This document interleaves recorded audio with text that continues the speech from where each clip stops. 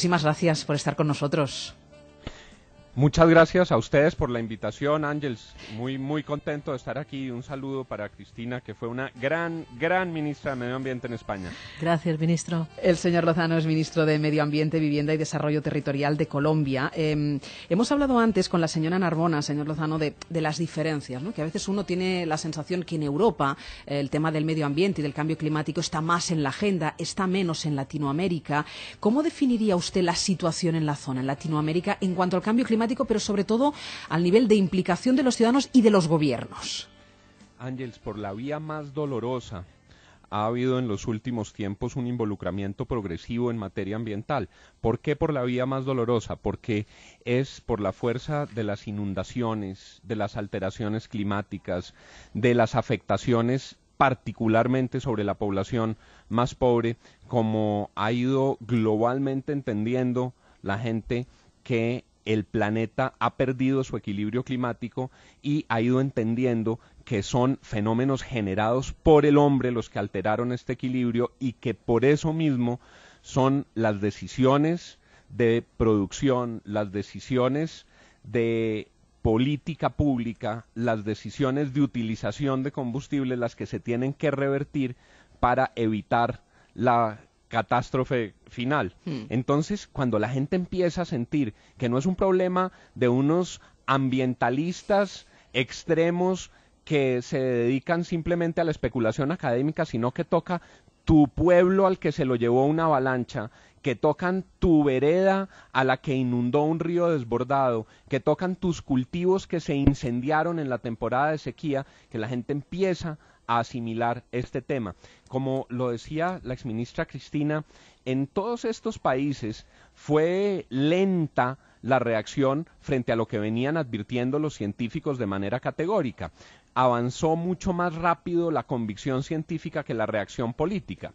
Ahora, precisa y la escala a Copenhague va para que se aceleren las velocidades, para que se tomen las decisiones. Una cosa es la percepción que puede haber en los países más desarrollados, que alguien puede pensar, como decía el ministro, que es cosa de medioambientalistas, pero evidentemente cuando sobre el terreno a uno se le hunden sus cultivos, cuando sobre el terreno la lluvia le arrastra a uno la casa, cuando la lluvia arrastra a la gente y muere gente, este es otro problema. ¿Qué medidas, hacia dónde se tiene que trabajar para que esto no siga pasando? ¿Qué medidas se toman en Latinoamérica, por ejemplo? Hay un avance significativo en las políticas para enfrentar el cambio climático en la América Latina.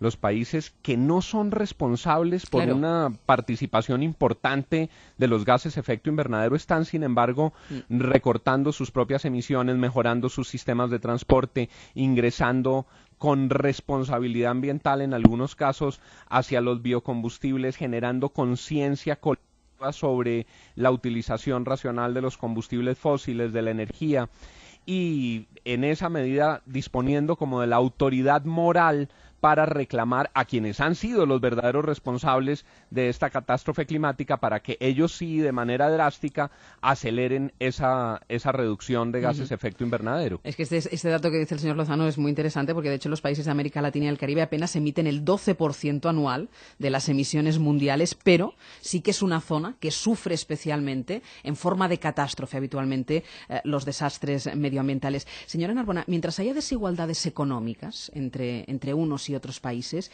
¿no se puede homologar una política medioambiental común? ¿Es difícil homologarla?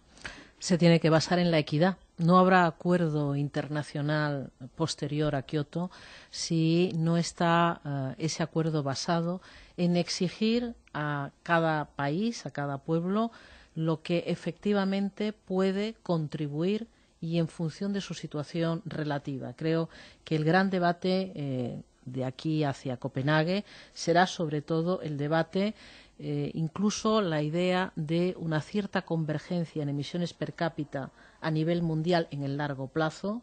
Creo que es una de las cuestiones que hemos planteado desde España y que en estos momentos se debate como una idea de fondo, el intentar que todo el mundo sienta que el acuerdo es justo, Para eso, además de una convergencia en términos de emisiones per cápita, tiene que haber un enorme esfuerzo económico, financiero, desde los países más ricos para transferir tecnología a los países en desarrollo. Sin esos parámetros, sin duda, no podrá haber acuerdo.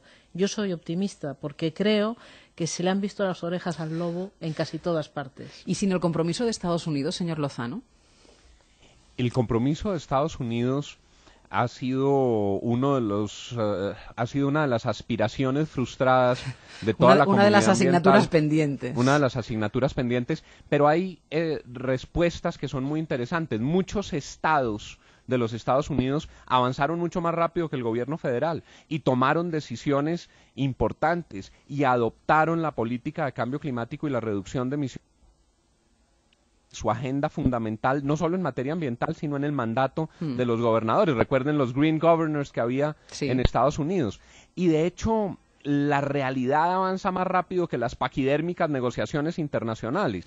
A Copenhague hay que llegar con una decisión drástica y con un drástico, y esta es nuestra ruta crítica, pero hay sectores que han ido avanzando mucho más rápido que el acuerdo de modificación del protocolo de Kioto. Acabe, perdón.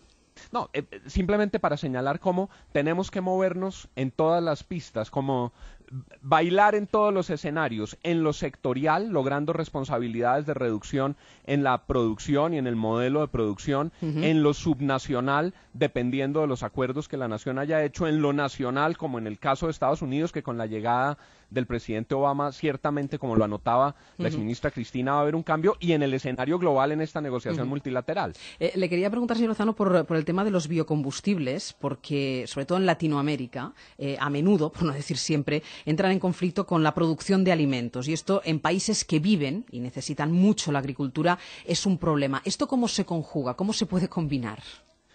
La gran lección sobre los biocombustibles es que contribuyen al mejoramiento del clima global y a la reducción de emisiones, pero se debe lograr sobre la base de dos fronteras intocables: no tocar bosque y selva natural y no afectar los cultivos requeridos para la seguridad alimentaria. En el caso particular de Colombia hay una circunstancia afortunada, como quiera que nosotros tenemos una gran extensión de suelos de sabana que no están adecuadamente utilizados, que se pueden reconvertir para biocombustibles sin que afectemos la productividad de alimentos y sin que afectemos el bosque natural.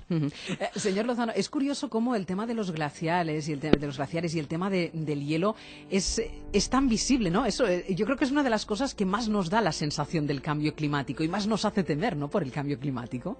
En esta sociedad absolutamente globalizada y con imágenes impactantes, el osito polar que se va quedando sin glaciar le toca la conciencia a los niños de 3 años y de ahí en adelante a todas las generaciones. Pero además es que es una de las muestras más contundentes, más fáciles de comprender para los ciudadanos de todos los países del planeta, y además tiene la terrible cadena de transmisión de la pérdida de los glaciares y el incremento de los niveles del mar, que hoy está obligando a muchos países a reubicar centenares de miles de millones de personas, y que tiene prácticamente condenados a la desaparición algunos pequeños países, algunas islas del Pacífico. Entonces ahí se recogen muchas de las tragedias y de las calamidades asociadas con el cambio climático. Ministro Lozano, que nos atiende además desde Radio Caracol y de W Colombia, muchísimas gracias por haber participado en este programa. A ustedes muchas gracias por la invitación. Ha sido un gran gusto estar aquí y cruzamos los dedos y haremos todo lo que a nuestro alcance esté para que esas velocidades cambien y para que las decisiones sean tan drásticas como se requiere. Y solo una nota final. Este gran interlocutor que hemos tenido hoy, el profesor Raendra, científico, no se ganó el premio Nobel de Física, ni de Química, ni de Literatura, se ganó el premio Nobel de la Paz. ¿Qué razón tiene, ministro? Al frente del panel intergubernamental de cambio climático, precisamente en la línea que apuntaba Ángels. Muchas gracias por la invitación y un saludo para ustedes.